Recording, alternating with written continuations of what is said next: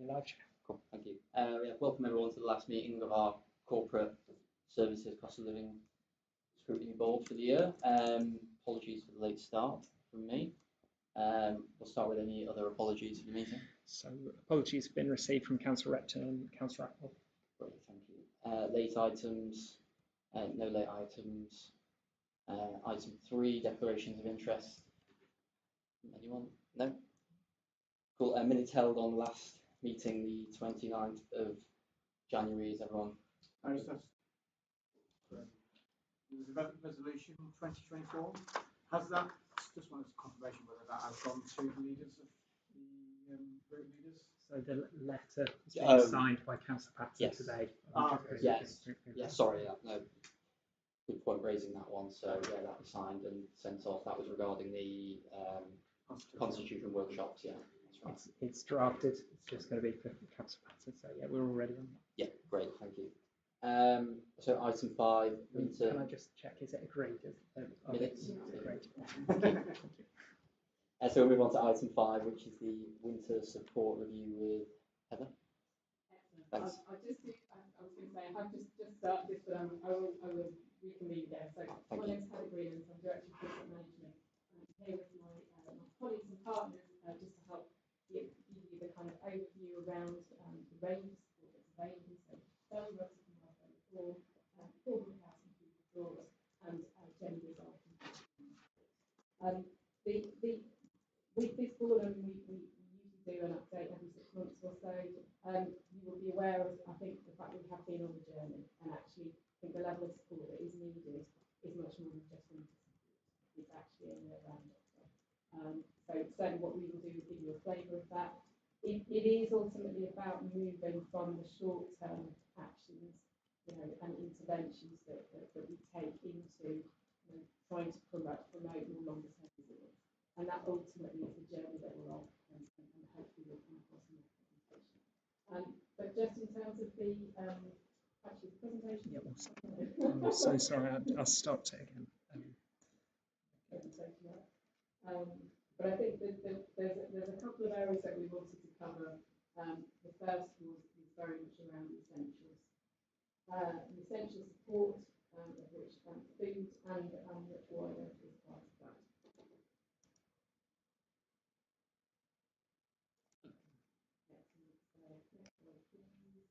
Yeah, so these are the areas that we're going to cover. So certainly in terms of that kind of first cost of living offer, I'm going to hand over to Paul to just talk us through that. Yes, I've actually got more up-to-date figures, as you said this for the last one, so that's what we're going to look at the figures. So yeah, between April and the end of Feb, April 24 to end of Feb, in partnership there was just under 18,500 food parcels.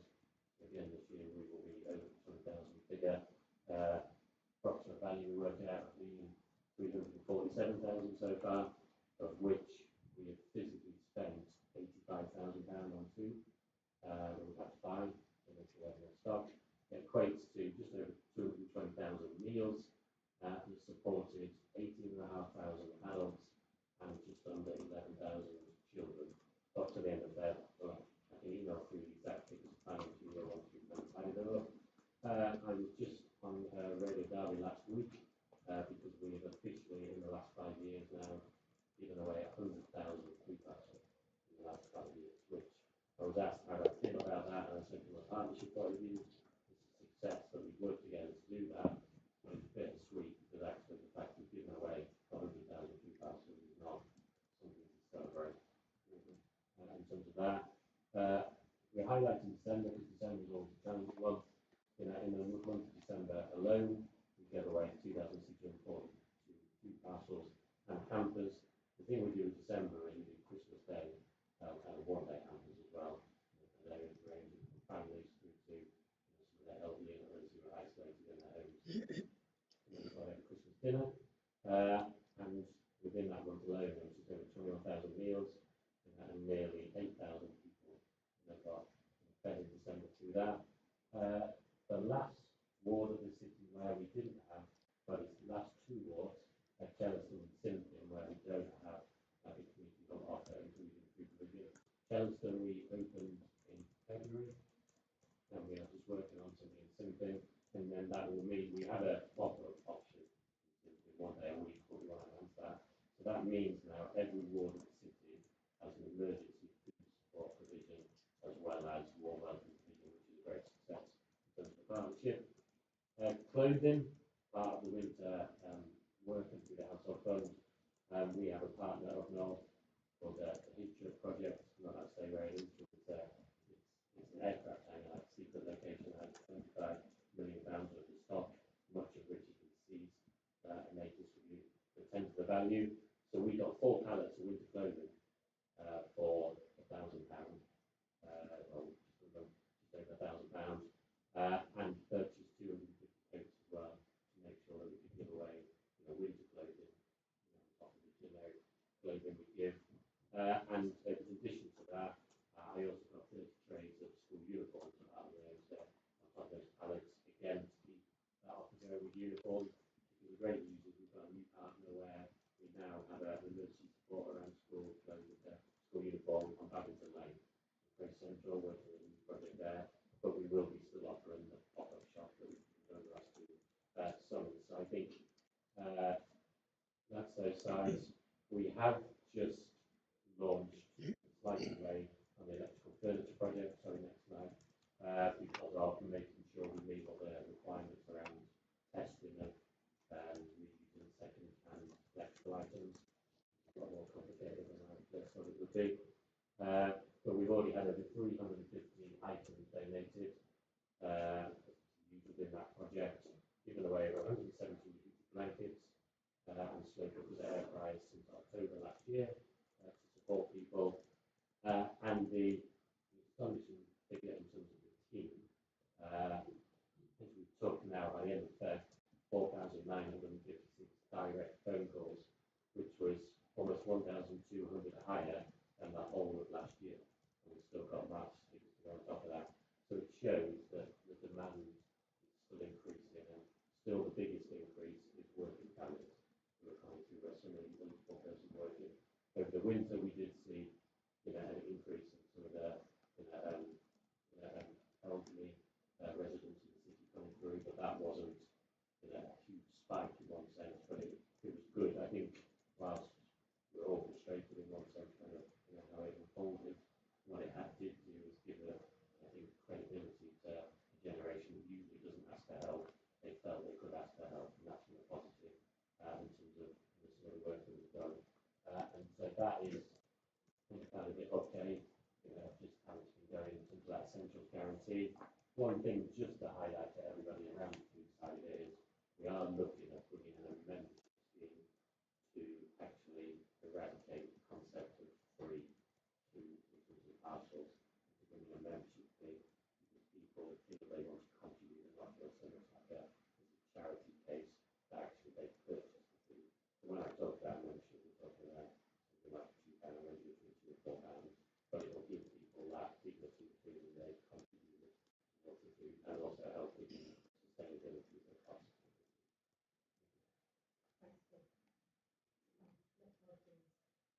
So, just, I think colleagues will be aware around the warm welcome network. It's been in place for several years and really has gone from strength to strength.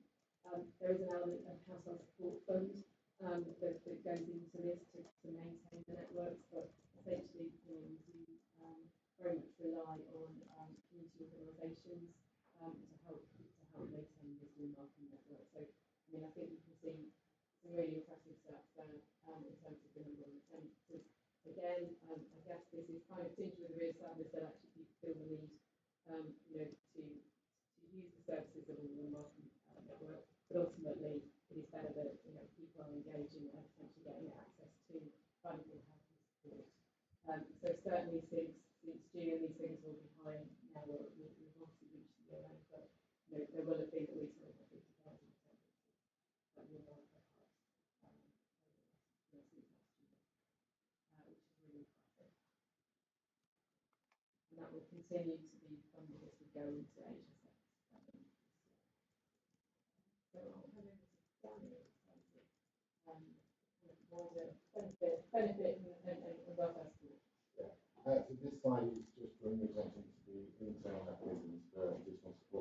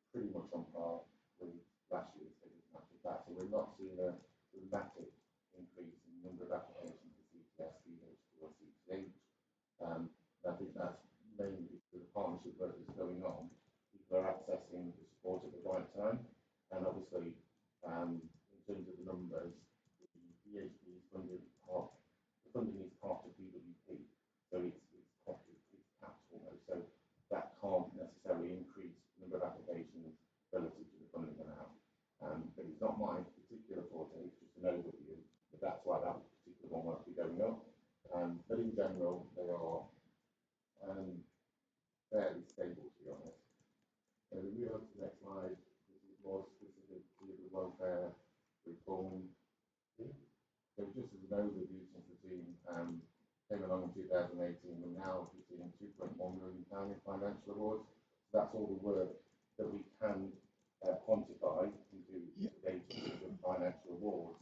That's how much the team has produced in the time period, which means as a collective, we've worked intensively with 1,809 vulnerable household families in Derby since 2018. We break it down into the last financial year. We issued £32,000 to 209 households, which is the Winter Warmer Essentials.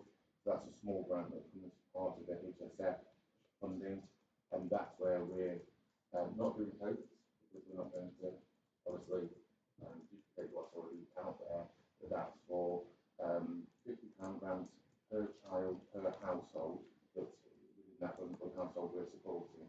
Make sure they've got slippers, pyjamas, things that are going to keep them warm in the home essentially. We do cover rugs because carpet and flooring is so expensive, and obviously in the winter months flooring is a massive demand which can't be reached because of the expense. So we were investing in rugs and things to keep the house warm, and that also includes anything that's going to reduce the energy cost within the property. So if it was somebody's using an electric dryer, and obviously we can't afford to run the dryer because of the electric, we were buying hose rails. So it's not necessarily all electrical things, it's practical things that reduce the energy cost. The most important is the person or the children in that vulnerable family warm. So that's the amount we went through. We got in funding and we utilised all funding available. The team itself also did the Christmas Connect appeal, and we went and collected, identified and collected 99 families and brought 99 bags from Connect and distributed those from the council house to the vulnerable families. So 100 children actually got something on Christmas morning, which we wouldn't have done without using that partnership with the community. And also the dignity cover that we've had here at the council house has gone from strength to strength. 37 full packs issued in the last year, and obviously this year the donations are still coming in from all of our colleagues here at DCC, and it's kind of growing as more people are aware of it. So the DWP now are utilising that resource for support as well. Visitors to the council house are using that support. So word of mouth is getting around that that additional support is there. There's a continuing piece of work, and plus the welfare reform team obviously helps out in partnership and collaboration wherever we can. So we're also part of the administration of the HSF and the SF issuing the vouchers and processing. We also took part in the pension credit events, and also with the contact of the pension credit inquiry. So when the leaflets and the letters went out and people were asking for guidance and information, it's our team that would come through for that additional support. So we've got our fingers all over the place in terms of support. In terms of the local assistance scheme, we've issued £8,000 in energy and hourly food vouchers. That's been out to 279 residents in crisis. So those are the ones that have actually completed the formal LAS application, the eligibility criteria, and then had an award. And in terms of the caseworkers, where our team of 4 do intense bespoke casework, so that's not just what's the problem and how we solve it initially, it's that complex needs, working through housing issues, employment issues, health issues, anything that's affecting the household that's preventing them from moving forward in a sustainable way. We try and support them on a one-to-one basis. So that team is absolutely fantastic, and like I said, last year 207 families got that intense support to move them forward, which I think is brilliant. An element of that is we also do the practical things, so 1,409 trust fund applications for financial awards, and that's everything from replacement of white goods where they're broken down and anything within the property to, and these are all from charitable trust funds to help with things like rent arrears from private renters fund, wherever we can gain monetary value to assist that customer. That's what we would classify as a trust fund for a charitable organisation. That's the kind of numbers of applications that go out. And then we did 65 households in crisis, which is what we call our home start. So that's anybody that's settling after homelessness, DD, and that is essentially getting the basics in the property for that family so that they can live with dignity. And so that does include a bed for the children to sleep in,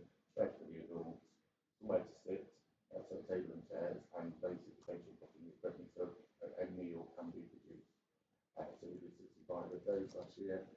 And then the digital poverty and inclusion, which again runs through us in partnership with DAOs. It's been successful to the point where 132 residents have had 3 weeks worth of basic IT training, and then been given a refurbished laptop from PCC, and then obviously, hopefully then, have then engaged in further DAOs educational courses.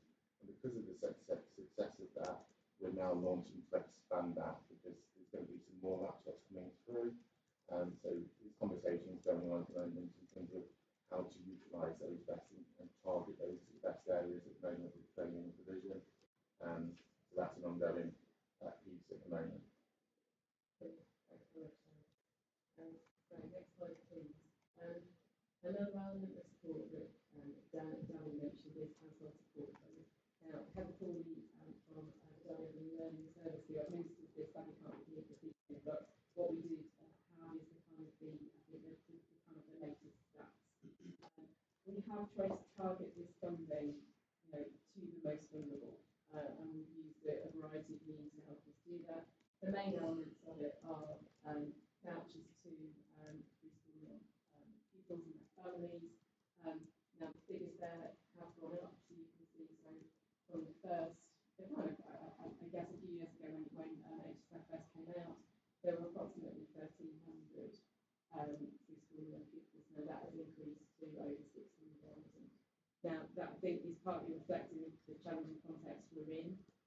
It also reflects the fact that we actually did an auto-enrolment exercise that actually found another additional 500 plus.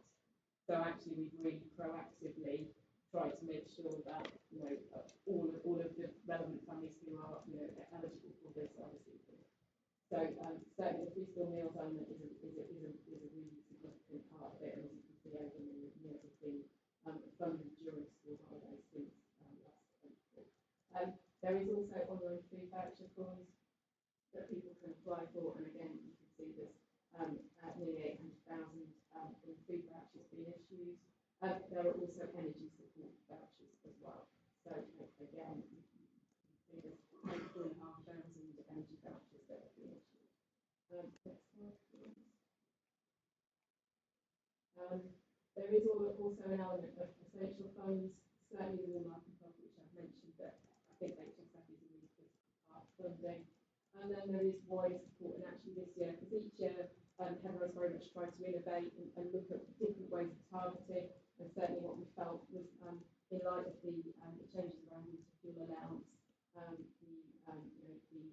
additional support for pensioners that were kind of on the cusp, basically, who weren't eligible for pension credit, but we're going to lose that through that allowance. So again, that's been a really good way of targeting.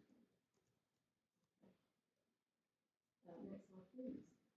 So we talked about the pension credit campaign.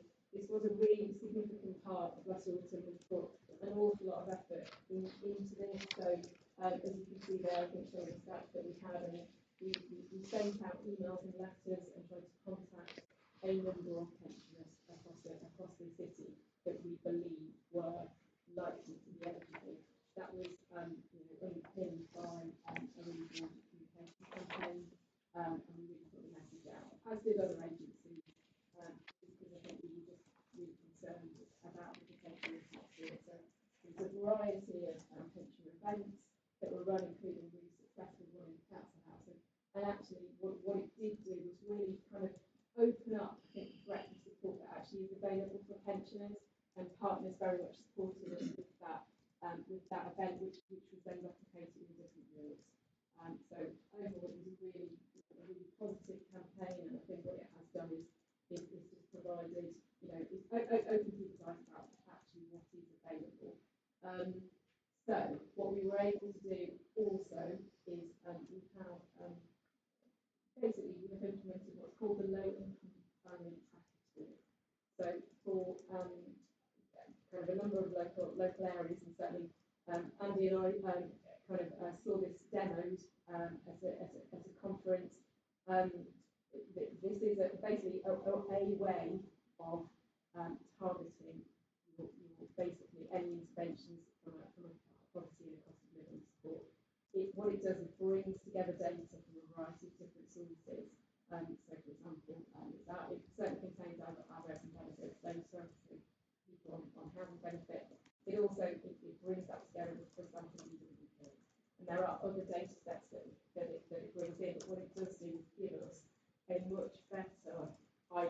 actually who is eligible for a whole range of benefits. So it's actually not just pension credit, but it's things like carers allowance, attendance allowance, and healthy start vouchers. And so the potential of this tool is amazing. So actually we've worked really hard over the last few months just actually kind of getting this set up, getting it implemented. It's needed a little bit of information governance, which we've now successfully set up, just to basically enable us to kind of target, some of the benefits and the support that we have going forward. It is really interesting. When we did this, because we've got a little working group actually looking at this, you are able to kind of pull out specific cohorts of individuals, and that can be within a particular neighbourhood, it can be city-wide. But what it did do is it identified different categories of people in need. Essentially, there was one that we spotted straight away that is actually individuals and families who are actually on a crisis point. So, i.e., they might be about to lose their house, for example. And so, what we have done is basically start working with those straight away. And we're in the process of contacting them, offering support. Because actually, in terms of us, that kind of early intervention, can we get in there actually before these people actually start to need some of these services and cancer services more generally. So that is certainly a major step forward, I think, in us tackling poverty in the city and using this tool to help us pinpoint in a more accurate way how we can do that. So actually on the next slide, it sort of gives an illustration of the dashboard that now we currently have access to and the ability to be able to kind of drill down, albeit at street view, but to look at particular outcomes, to understand actually where people are vulnerable from a debt point of view. I think it's going to give us real insight and intelligence that actually we haven't previously had. So certainly we have helped, that has helped us in recent months around the pension credit side of things. And actually what we're able to do is get regular information now in terms of, numbers of people who actually are eligible, who we have helped us, who now are claiming on those particular benefits. So going forward, we certainly think this is a real win. Next slide. I think that just covers what I've just talked. We do know that there are some people who are eligible and are not claiming, so that is our ongoing area of work. How do we support individuals and extend that kind of the range of benefits that actually people are. Okay, next slide please. So more around our sort of partnership approach to tackling poverty. Jenny, do you want to say just a few words here? Yeah. So our partnership approach to tackling poverty really to galvanise all this work that's been displayed by my colleagues into what we see as an anti-poverty strategy for Derby, bringing together all these various different elements, but the key thing is that we actually apply a degree of planning to this, so that we've got a strategic overview of what we're doing and how we're marketing the scarce resources that we do have in the partnership. So key groups to this whole partnership are the Poverty Commission, who we work very closely with, the Poverty Action Group that is generating out of the Workers' Cost of Living Group, what they've done.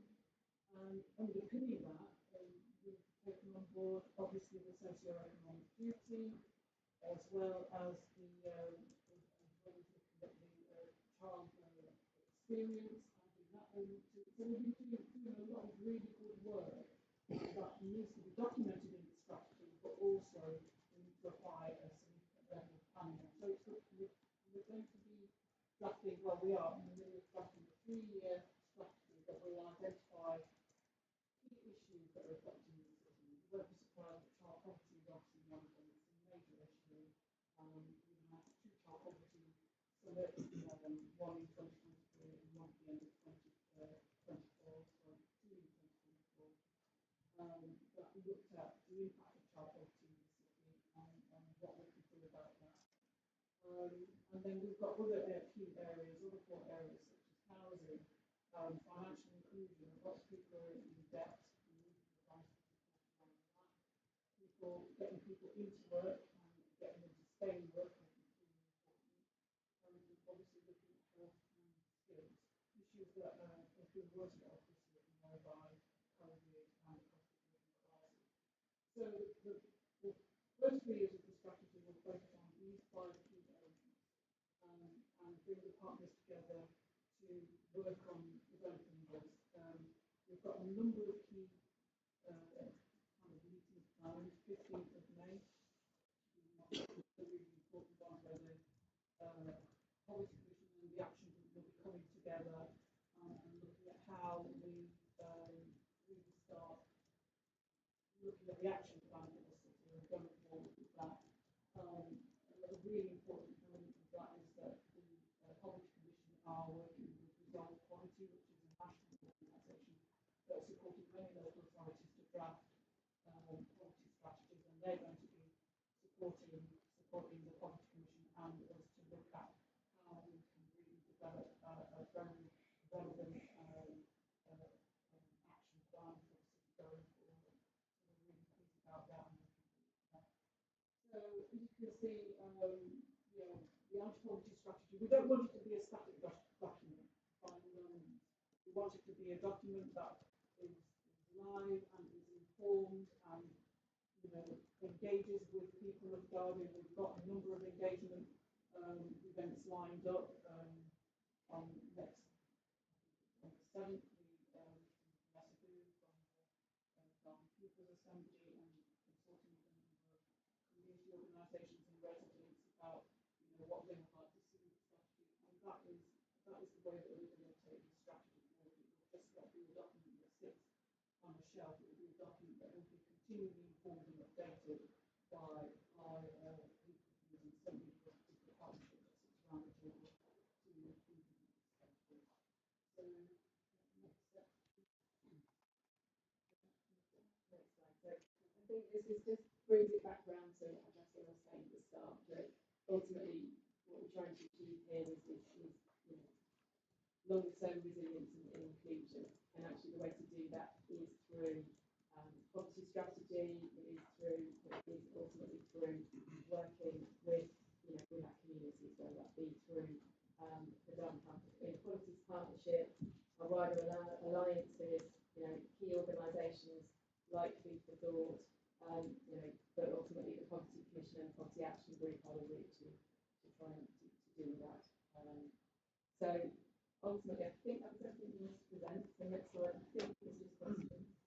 But yeah, so thank you for listening. Hopefully that does give you an overview of just kind of the progress that we've made since we were last here, but we certainly welcome any questions. Yeah, that's brilliant, thank you.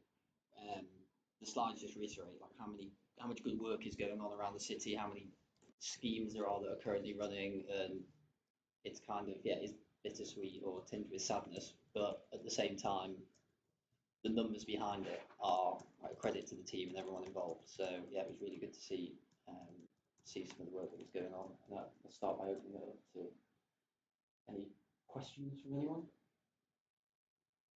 Gora? Yeah. Thank you. My question is to you. You mentioned Vanessa Boone. Could you elaborate who Vanessa Boone is and what capacity is she working with the council? So Vanessa Boone is a person who is employed by the Equality Trust, and she's also a representative of Derby People's Assembly. She has helped us in the past to. What are the people assembly? She's working with us in the capacity of the Equalities Trust. Yeah. And who is the chair? What is this trust? Equality Trust? Is there a trust run by council? It's a national organisation. Essentially, Vanessa has done a lot of work around the socio-economic duty and poverty more generally. So as part of our wider engagement, that is why we are kind of working with Vanessa and the communities as we are with other organisations to just basically inform our poverty strategy and the development of it to make sure that it is representative of. She's employed with the Equality Trust, is that what you're saying? Yeah.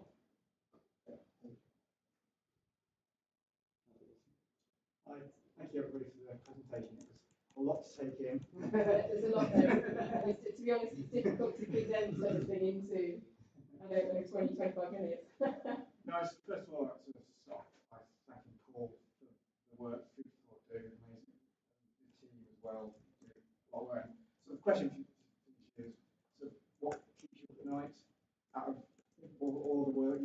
what is the one business? Well, I think it's a mixture thing. Naturally, the pressure of resources is under pressure, and that's one of the reasons we're looking at the membership side of it. Sustainability is a big issue. But I think the reality is for me that we are probably going to see things get worse, certainly for at least 12 months, if not 2 years, before maybe we see a plateau slightly. And so I think it's just pressure of meeting the demand is, I wouldn't say I lose sleep over it, but certainly gives me more grey hair. Yeah. And Danny, yeah, thanks for stuff. I had a question on, you talked about digital inclusion. Obviously, you've got digital exclusion as well. Do you find a lot of people have trouble filling out the online forms? It's something that we address mainly because of HSF, because of how broad it is. But there's numerous mechanisms. The whole point of the trusted referring network is that there's, I think it's over 552 trusted referrers in various organisations throughout the city. So that's it, from being placed in warm hubs to Derby homes, to complex needs teams, to social workers, to health visitors. Anybody working in a professional capacity with a resident can become a trusted referrer. That's been so it's expanded each year, and what we're finding is if somebody's got digital poverty exclusion, struggling to fill the form, they tend to be able to use family support network as first what we call a professional referral service that they're already engaged or working with. And then as fail safe, we also offer the additional support to complete the form through the welfare reform team in partnership collaboration with Gals, where we host sessions by appointment in the Better Together Cafe. So wherever we can not exclude anyone, we've tried to put as many provisions in place. Obviously, it's always down to resource and capacity to do so. So we have to, get as many people to help themselves as possible, and then the resource we go to that actually there is no other option. They need that support. And also, you obviously talked about the CTS, DHP, and CTH applications. How many, for those that you receive, how many are accepted, and what percentage how many declined? I don't have that data because that falls under the veteran benefits system. It's different data that I've got access to. So it's something we have to go away and bring back to the table in terms of the numbers that are accepted. And in terms of sort of the pension credit campaign, which I thought was really good under obviously the pressure that we had, is the number of households that were eligible. So did you do any modelling in how many you thought was eligible to how many you actually captured? I mean, we did. We've had ideas. I guess since we've had policy in practice, we now know exactly. But I mean, certainly what we're aware of is that since November, there is a timeline in terms of the recording of these things, because DWP are a little bit behind in terms of the processing. I think because they got inundated. So in actual fact, each month we're seeing the figures go up, but certainly we were aware of I think it was 128 households that have directly received pension credit since November, and that equates to about £478,000 in additional income, which is really, really significant. So we're really pleased, but it will be more than that.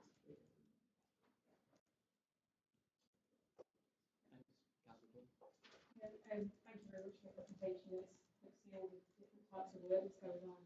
I've just got two questions. I think the first one is, I think we have spoken about uniforms before in this committee board, perhaps it was last year.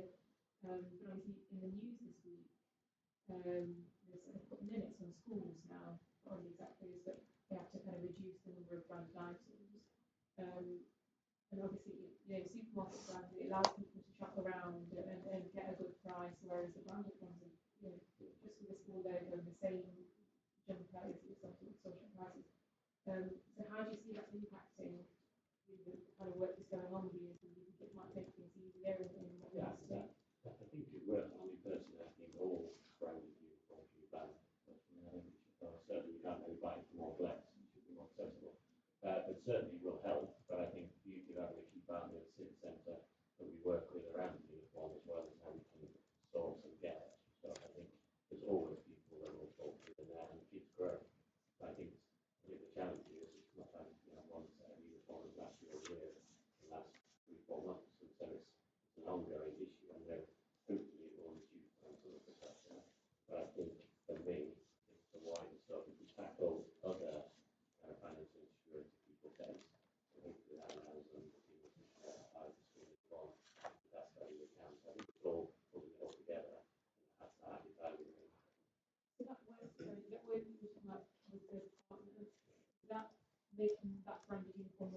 or is it the kind of swap system that some schools Yeah, have so got, it's a like mixture. Some of pre-existing it's, yeah, most of it is the good quality second used. But we also work with a couple of the branded places where you can buy uniform, but when they have some excess stock, they do give it to us to give away as well. So it's, so I think that's working, but I think branded uniform will always be a challenge. And then I guess my question is just to ask you guys as a team, what can we do to help? So in terms of what you mentioned, pension credit, that there are X amount of people that are still not claiming. Are there any other areas in all of the different things that you mentioned that you think we're actually not reaching the number of people that we need to be able to reach with this? So we're on doors and we see a lot of huge events and things. Is there anything that we can promote specifically out of that whole list? I mean, people need to access, but is there anything you think we're actually just not reaching the amount of people with that? I think that's challenging the HR policy. That's something we're specifically working on to address that. I always think there's individuals that don't use, within the world, don't live online. Whether it's social media, whether it's websites, all this stuff. I think there's still lots of people that don't access stuff online. So I think word of mouth for me is the really important thing to get out and utilising everyone, whether it's yourselves, community groups, paid sectors, anyone, to make sure that we get the messages out. If you feel that someone's struggling and you're aware of some of the help available in the city, point to them if they can access website. If not, then obviously you can contact us directly and whatever it will usually get a solution how we can help that situation.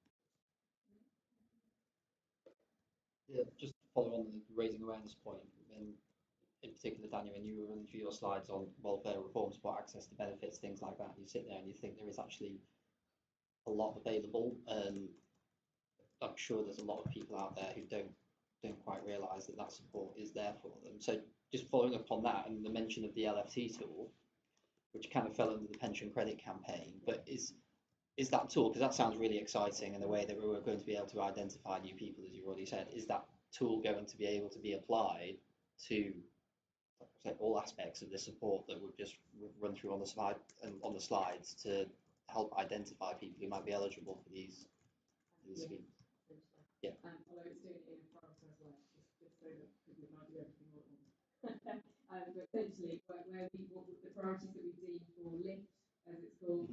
So the households in crisis, which is what I talked about earlier. So I think we're aware of that. We're already in contact with those now. Right. Which we're not preventive. The only thing I would come back to, when you said, is that it's about resilience now and building people up and supporting them. And so I think when you're having the conversations out in the community, it's identifying where to go for help, for them to help. And obviously, CALS is obviously growing, and it's now doing financial well-being courses, Thrive to Strive courses. There's a lot happening on the collaborative work, because we work in partnership with CALS on those courses, so we'll be there in those financial well-being. So yes, they're getting an education, training in budget management, etc., but then they'll get supported onto digital inclusion for the free laptop. But one of my team is going to be in those sessions as well, picking up the wraparound support. So those other questions at the top, it's not necessarily related to the budget, but my son is having problems at school and his attendance, and X, Y, Z. It's also going off in their lives. That will be picked up by a member of my team in that. So this whole collaborative working is getting into those places and doing it together, and not just tackling the one thing that you've gone for, which is digital exclusion. It's the same as when you go to the food bank, you don't just get food, you'll get the advice, the guidance. Have you thought about, have you looked at the website for cost of living? Paul refers to us, we refer to Paul, where that expertise and that knowledge is that's going to help somebody move forward. Because I think that's the problem. You're never going to be able to help everybody in the way that they need, because we just don't have the capacity or the resources. We need to help people access the right support at the right time to help them. Yeah, and building on that, that's where LIFT can help us identify vulnerable cohorts of people in neighbourhoods or wider, where in actual fact we can then target the support. So whether it be in terms of benefit maximisation through pension credit, attendance allowance, carers allowance, and then some aspects of housing benefit, that is certainly on the list.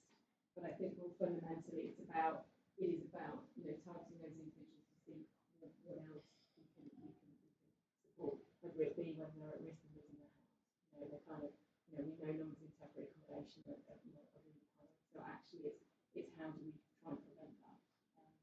So, but I certainly think that the targeting of support is definitely the way forward.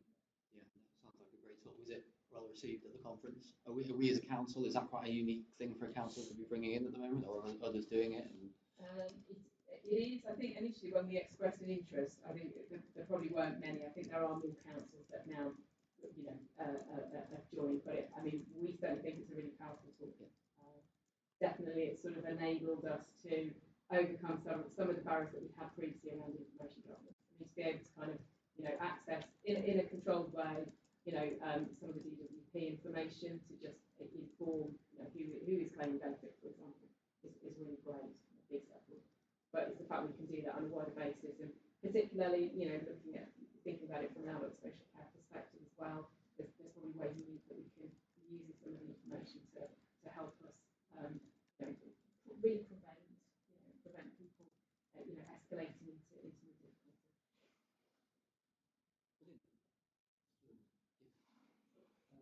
Question about warm-ups. So when you look at the stats, shows that the number of warm-ups went up, but the attendance went down. So is there something you're looking at? The funding remains same, or are you evaluating if funding needs to be adjusted, or is there any discussion on that one? I think we are evaluating, and certainly that kind of evaluation takes place each year before we then reinvest in warm hubs. That's what I understand. Sorry, I'm probably not as close to the warm hubs as some of the other areas, but I think that evaluation takes place. I know we have since, I think over the couple of years, the number of hubs has varied. I think it probably has come down slightly as we focused on particular ones that actually we know are having an impact. Is that correct? Yeah, I think the thing with the warm hubs is they're also about tackling isolation and loneliness, not just things around deprivation. And so often you will have individuals that go for that reason, not that there. So I think all the enhanced work together is tackling some of the financial insecurity people face, which reduces down the numbers that may come to the warm hubs.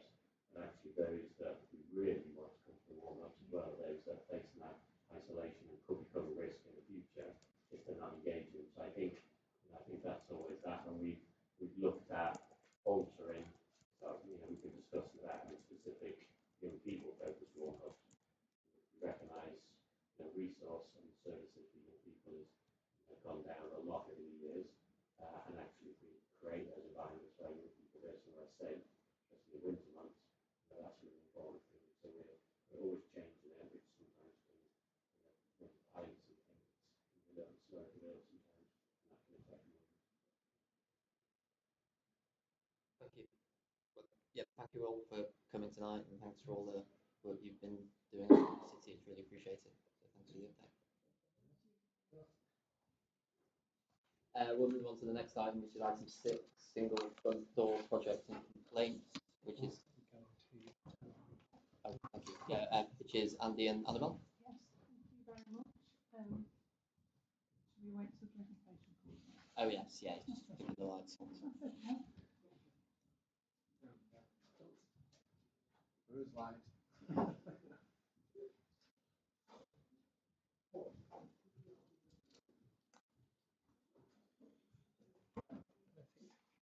the screen as well.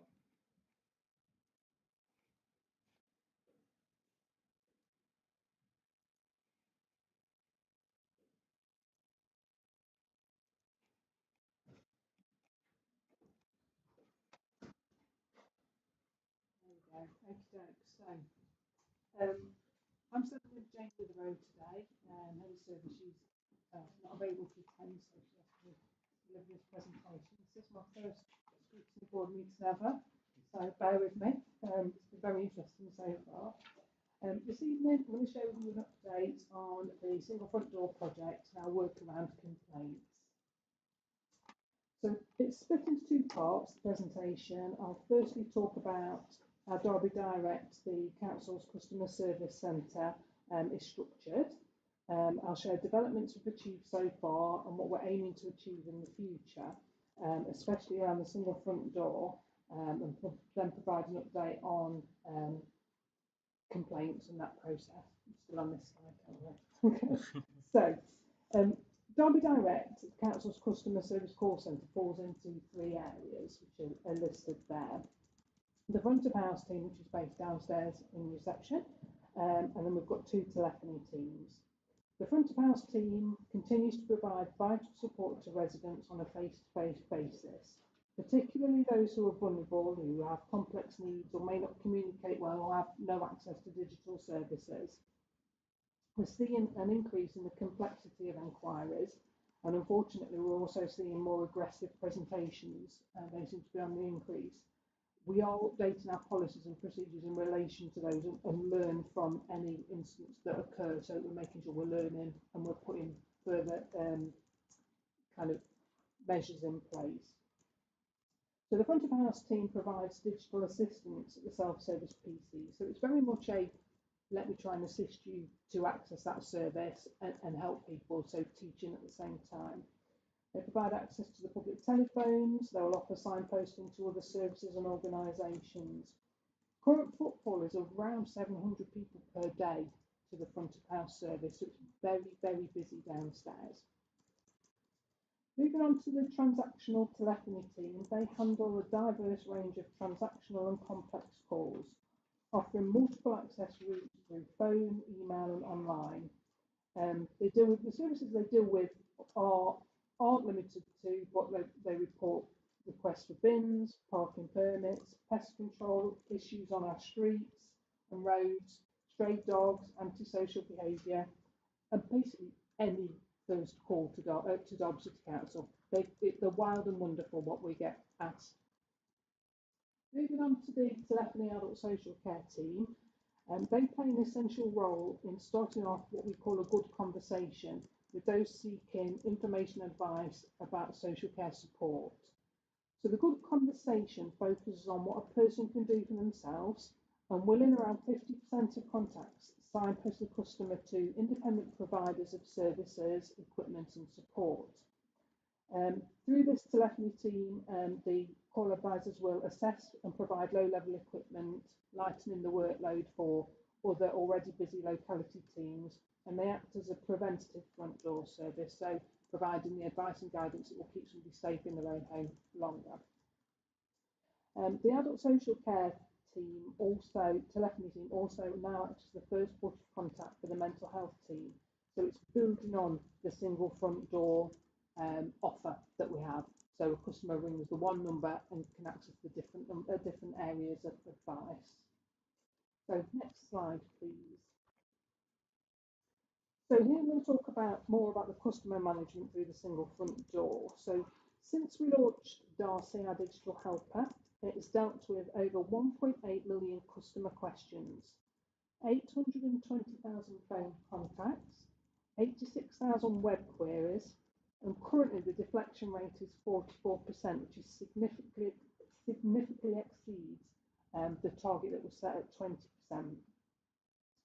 The 56% of calls that are transferred to an advisor, so they come through Darcy and get through to an advisor, those are calls where the human intervention is needed. So it's something that Darcy can't provide the answer to or process.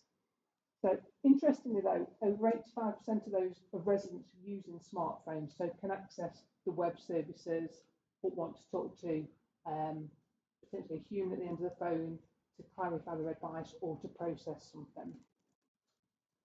So as well as ensuring there's a human in the loop during our opening hours, we're able to accept emails, we're offering a face-to-face reception, and we've got a direct contact mobile for deaf and hearing impaired customers. So next slide, please. Here we go. So our new web Darcy was launched on the 17th of March and is already proving its value. In its first week, we had 597 sessions. So that's when a customer opens web Darcy, and 850 conversations spanning 179 different service queries. 90% of the queries related to customer service, with 10% concerning adult social care.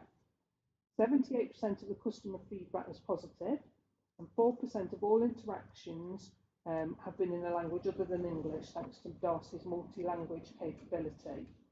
These stats were from the first week of go live. I don't know what's happening there. Helicopter still. I've got it. Yeah. Probably mistaken us for Royal Derby or something. So yeah, so these stats are from when we went live in March. They vary week on week because they're fluid. So next slide, please. Yeah, moving on to complaints. We do have a number of different complaint processes in place, covering corporate complaints, adult social care complaints, and children's social care complaints. Today, our complaints process is not fully digital, but it is on the roadmap to be an end-to-end automated process. Currently, customers. Gosh, it's way above us. Okay. Currently, customers are online, but they can also do that through speaking to an advisor. Sorry, Bill. Yeah, have to carry on. I can always stop a second and go and ask what the changes. Yeah, absolutely. So I'm just going to adjourn the meeting for 1 second.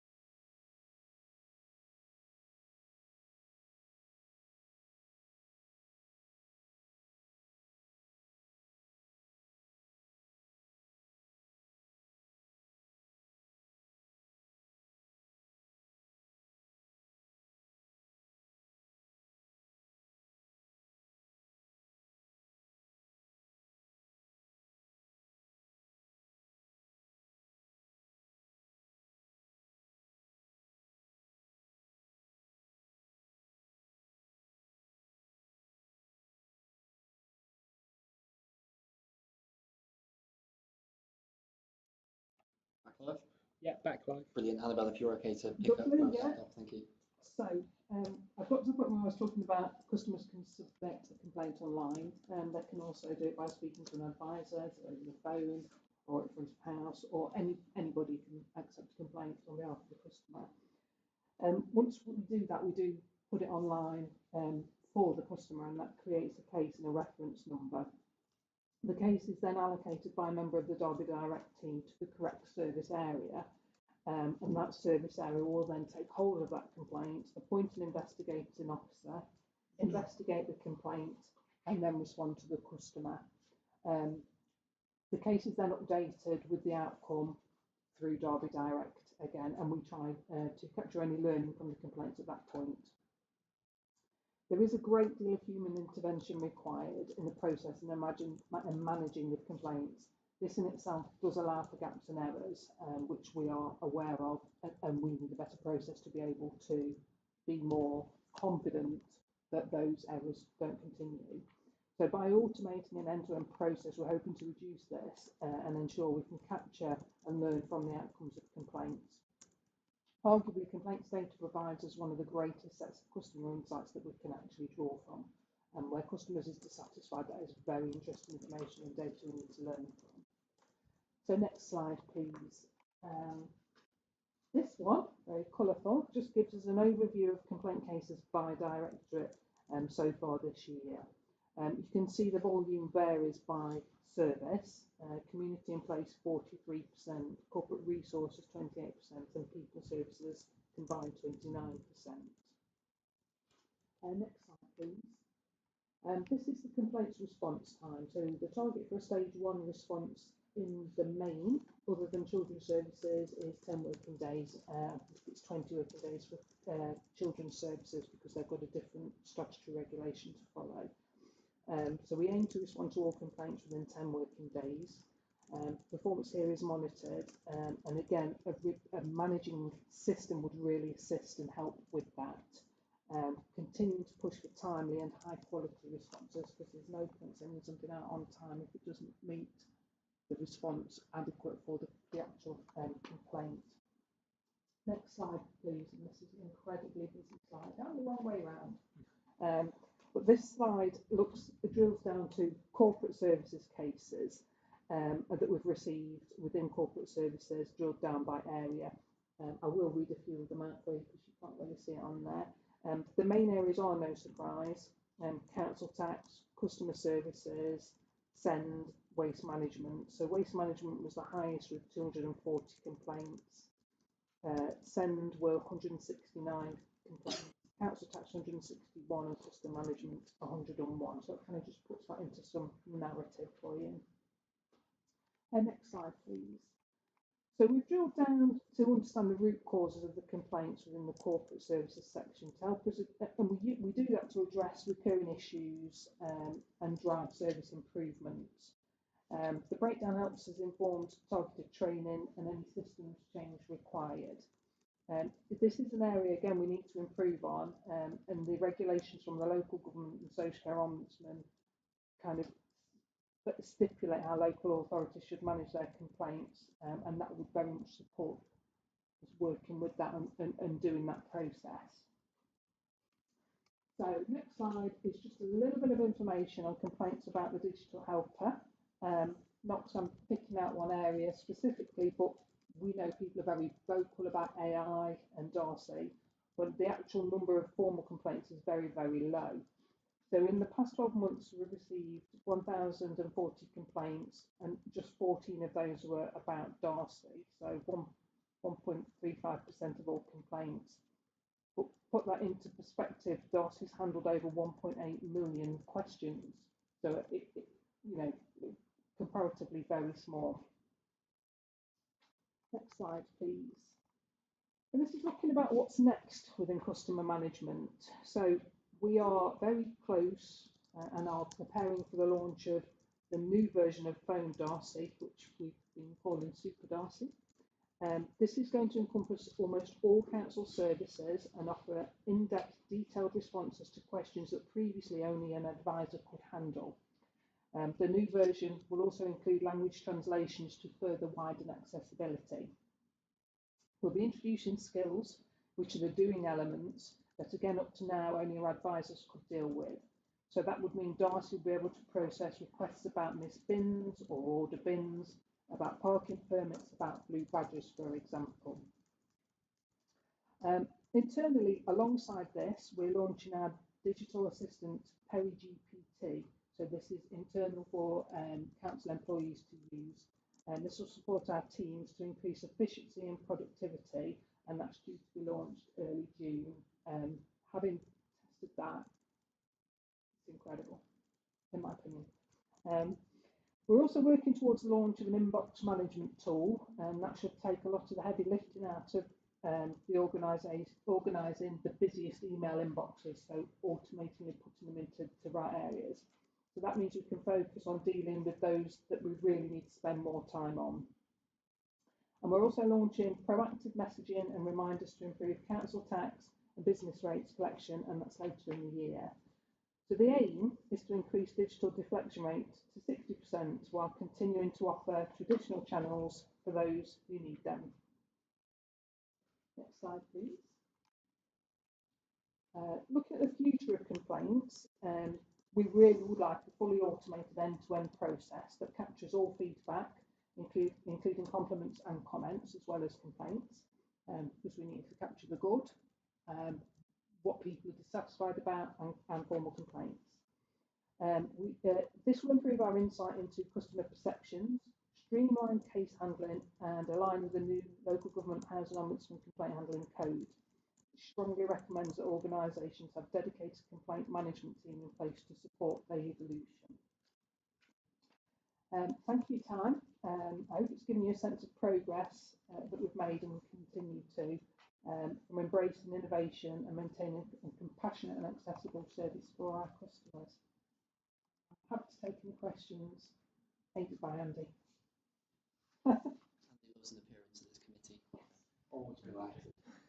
No, thanks for that. That was great. Yeah, I'll open it to questions. Thank you for the presentation. I had to call the council on 23rd of April evening, and I was looking for the emergency number. There is an emergency number, but when you ring it, and obviously I think it was around 6 p.m. or something, and you can't get hold of anyone. It doesn't link you with anyone.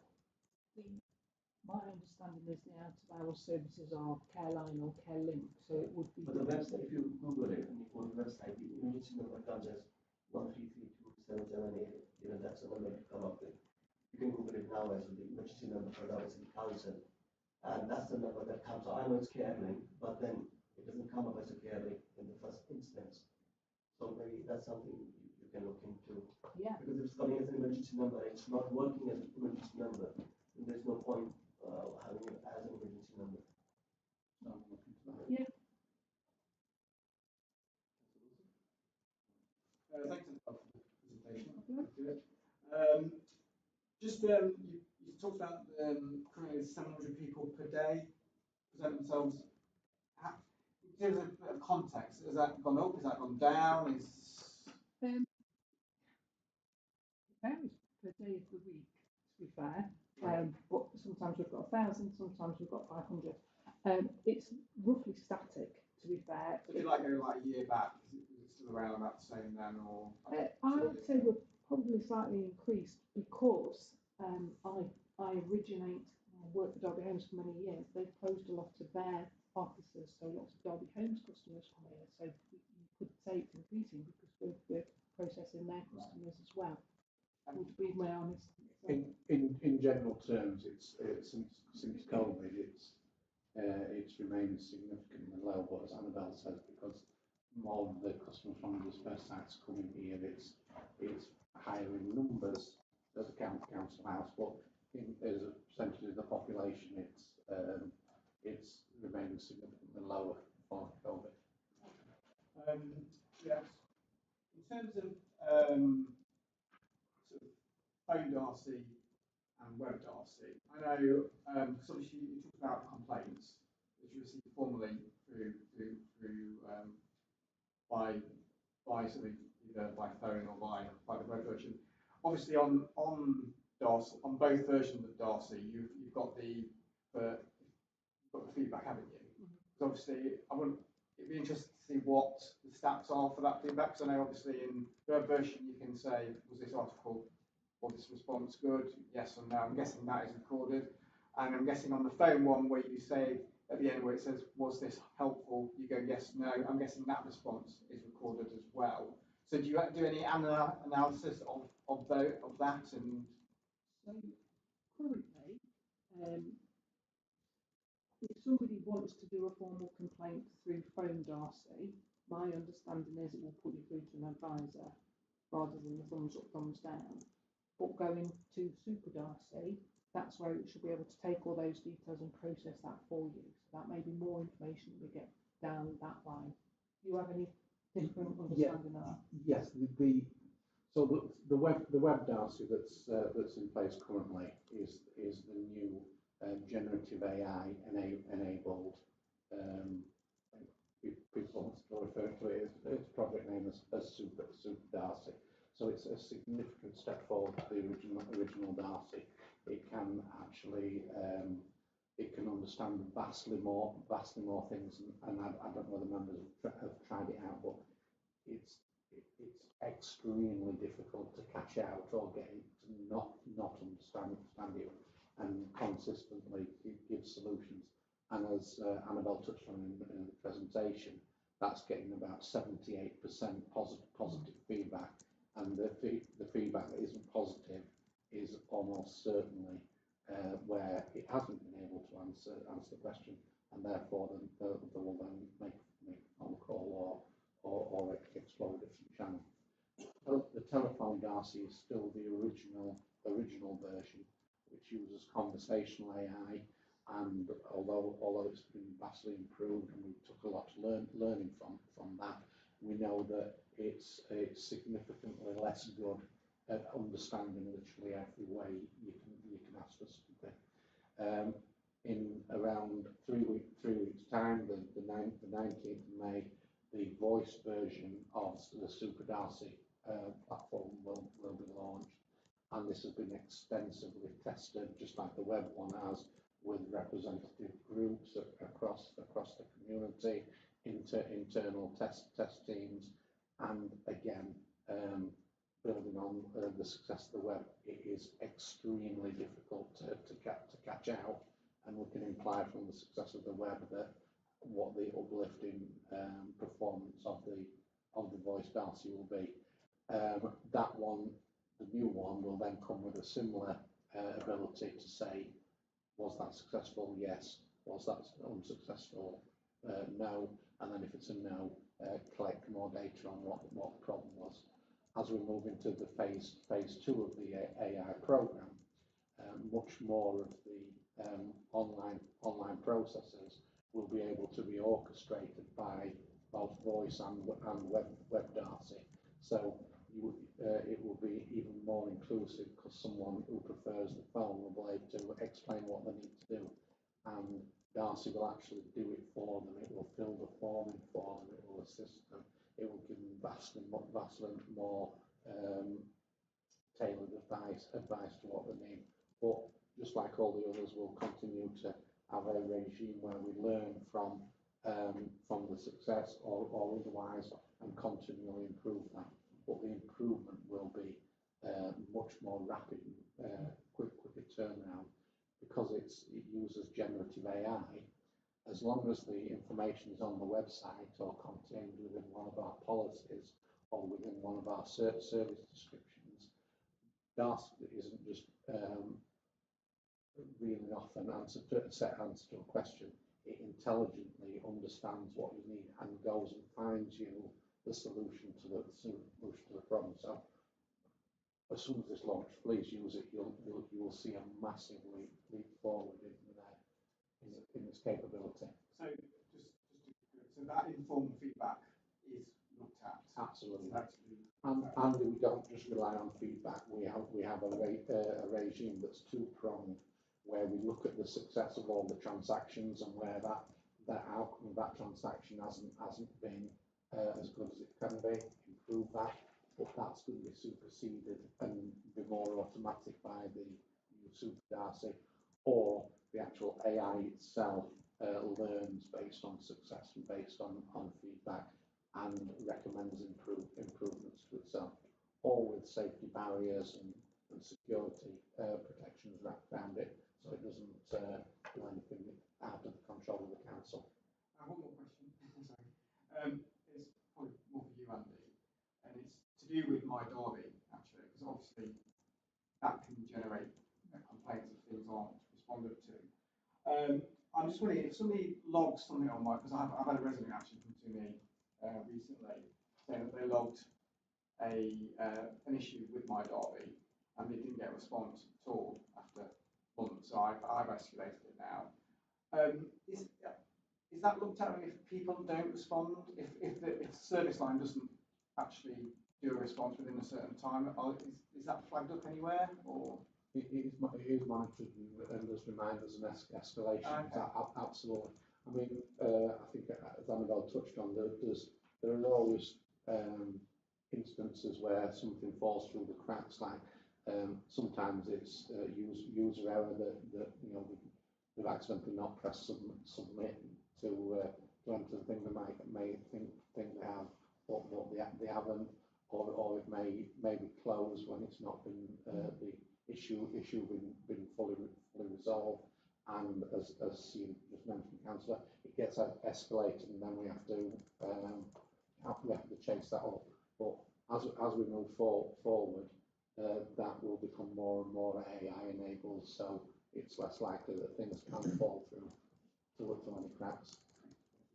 But customers do have a thankfully good habit of, on the rare occasions the council does miss something, they'll escalate that, and of course we will then pick that up.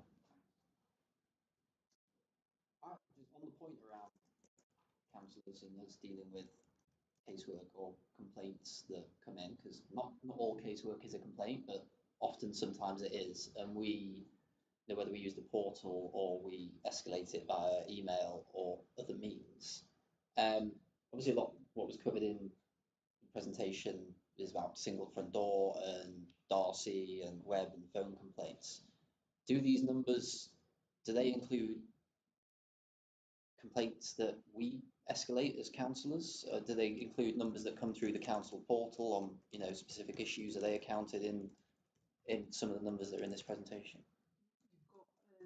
We've got kind of, I think I might need help on this one, two different ways of looking. So if a council, and this is how it works with Derby Home, so it might not be quite the same here, but if a councillor inquiry came in at Derby Homes, then it was dealt with as a council or an MP inquiry, unless it specifically used the terminology complaint, then it would be dealt with by a councillor inquiry and a formal complaint, and both would run alongside each other, so you would get two responses. I don't know how that works. No, that is the case in the council. So if it's made explicit that that's a complaint that comes through members' casework, it will be logged as a complaint as well. It's actually better if it can be articulated as a complaint, because then with a member's casework, it tends to come to a senior manager, and then they would orchestrate a response to that. Whereas if it was logged as a complaint, we always try and, as I say, identify the complaints and log them. But then it tends to take longer for the councillor to get a response. So there's often a preference just to have a casework response, because if it's logged as a complaint, then it's allocated an investigating officer who will actually look into the whole background of the complaint and respond in that formal way. So if we get in contact with, say, an officer and say we've had a complaint from a resident, that could make the process longer than us saying, oh, we've had an inquiry, can anyone help? I think you've got the terminology of service request and complaint. Yeah. So dissatisfaction can come across in different ways. So if it's the first time the council have heard about this, they need to be given the chance to remedy the situation. So that would be a service request. If it comes in and it's not the first time that we've been made aware of it, then it's considered a complaint. Now, the process of going through a formal complaint process gives you, there's a stage 1 and a stage 2, but it also signposts you to the ombudsman at those stages, and also gives you after the second stage, can approach the ombudsman if the customer still not happy with the outcome of, still dissatisfied with the outcome of the complaint investigations. So it's quite tricky, because sometimes the word complaint is used quite liberally, when it could be a service request. And a lot of the members' casework referrals will come through, and there's a discussion to be had, as we've just said, at what point should we really say this is a complaint, let's do that formal process. But often it's members quite rightly wanting to quickly resolve an immediate issue that one of the constituents have got. And so I see them myself, where a member will say, can somebody quickly look into this and respond to Mrs. Miggins, for example, and That's where that service request wording there's a discussion where that demarcation is. Yeah. Certainly, if it looks like a complaint, if it smells like a complaint, if it will benefit from the complaint process, we will always try and say, right, okay, let's invoke the complaint process. But then, unfortunately, as you rightly just picked up there, that would take a little more time to do a proper complaints process than me quickly looking into what the problem was, say with the council tax issue, and then getting somebody to quickly respond to the person raising the issue, so that they weren't sat waiting for 10 days for a response. Thank you. Just one more question. I'm sure we probably have what's been asked in the past. It came into my head when we were talking about the upgrades that's coming to Darcy. Who controls Darcy? Do we outsource that in, or is this something that we've created, we manage? When we're bringing these upgrades, is it a third party that we contract that work out to, and they supply it? Okay, Darcy is a AI enabled software solution that users and I'm conscious that I'm skirting around security issues here so I need to be careful about reference to the actual software and the actual technology itself. But it uses artificial intelligence engines that are specialist in this area, but they exist within the UK.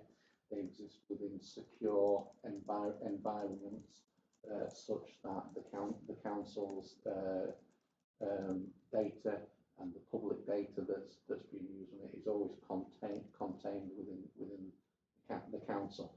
So it will use a worldwide available engine, but there is a strong firewall between the data and what it's doing, so that engine, people read about this in the press all the time, and it's a factor, not a factor with what's been built in Derby, that the activity and the data can be used to actually inform AI models, develop hallucinations and prejudices and expectations that can't happen because of the security and firewall protection.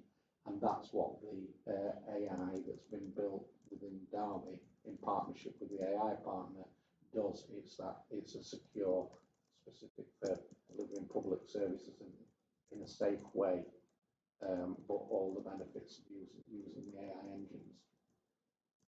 So there is an AI partner we contract with to supply us with the ability for Darcy, and then when the upgrades are coming in, is this? I'm trying to understand the finances behind it when we're using it so much now. When these upgrades are coming, is this part of a fixed contract? Is it something that the upgrades come and we are, as a council, giving more money out to as the upgrades come? We're paying for upgrade packages. So this is still within the remit of the AI program. Okay. That the full council approved. Yeah. around 2 years ago. We're still in that delivery phase. We're just about to complete the phase 1, and we're moving into phase 2. And it's all budgeted within that. It's all contained within that budget, and like all the technology that runs within the council, there is an ongoing cost of running the infrastructure, just like the electricity. You know, there's click charges on the to actually run the processing, and that's right at everything from your email to sending council tax bills out. Yeah. Doing social care case management. Great. Thank you. Any questions? Brilliant. Thank you, Annabelle. Thank you, Andy and Heather, for your time tonight. Much appreciated. We have a better trip home. Yeah. We'll move on to item 7, which is work programme review and future topics. But given this is our, I will just say a quick few words on that. So we're going through a process at the moment of starting to look to the new municipal year. Particularly this year, we've been trying to look at the work programme by following certain topics. We started with AI, and we followed that through debt management and also into the customer services and adult social care.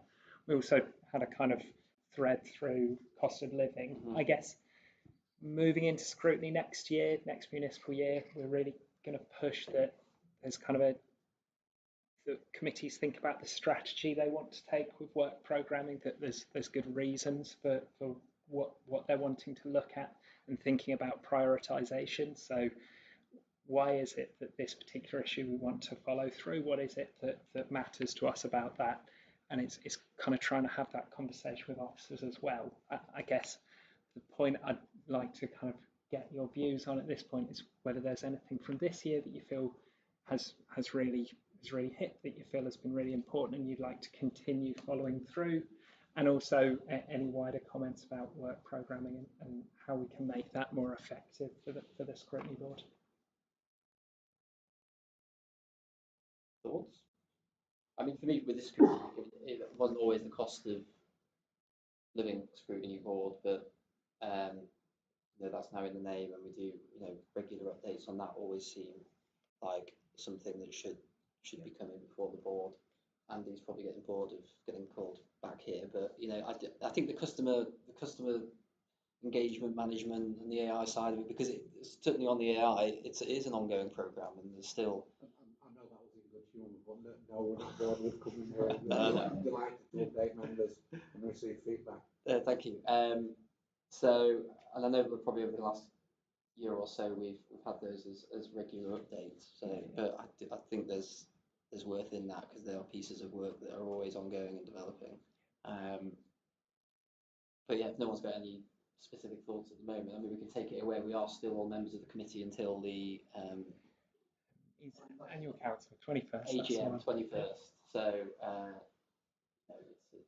I've been happy with the range of topics. I think you're right. It's good to hear about the how things are developing. I agree.